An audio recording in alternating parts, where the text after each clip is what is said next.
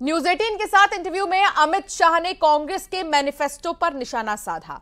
उन्होंने कहा कि हम यूनिफॉर्म सिविल कोड लाने की बात कर रहे हैं और कांग्रेस पर्सनल लॉ को प्रमोट करने की बात कर रही है। देश शरिया से नहीं, कानून से चलेगा।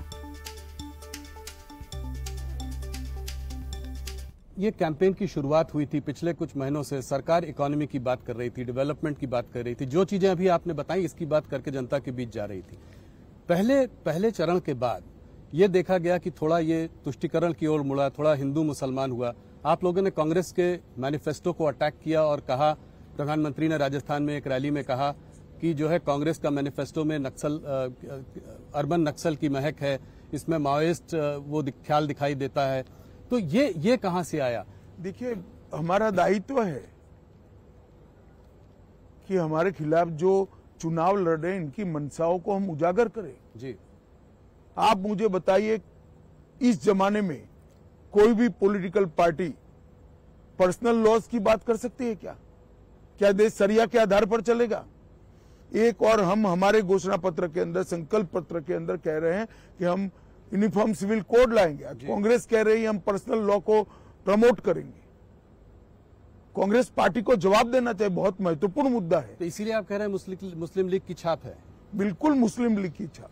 यही तर्क है कि मुस्लिम लीग की छाप। आप मुझे बताइए, वो कह रहे हैं कि देश के कॉन्ट्रैक्ट्स माइनॉरिटी को प्रायोरिटी देंगे।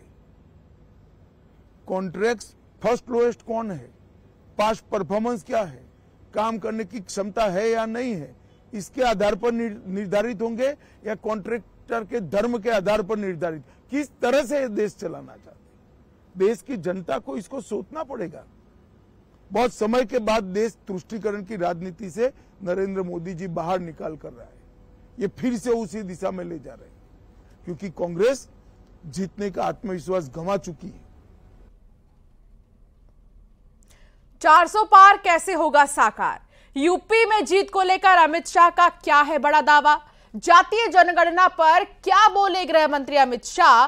कांग्रेस के मैनिफेस्टो और राहुल प्रियंका के यूपी से लड़ने और ना लड़ने के कंफ्यूजन पर क्या बोले अमित शाह? न्यूज 18 के editor in chief Rahul Joshi के साथ गृह मंत्री अमित शाह का पूरा एक्सक्लूसिव इंटरव्यू देखिए आज रात 9 बजे।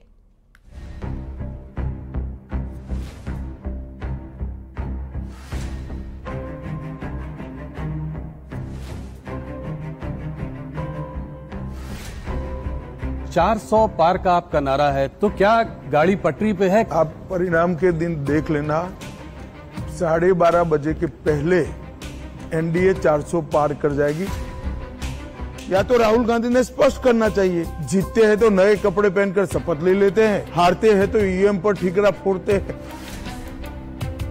वन नेशन वन इलेक्शन हमारा संकल्प पत्र का मुद्दा है, उसको जमीन पर उतारने का पूरा प्रयास करेंगे।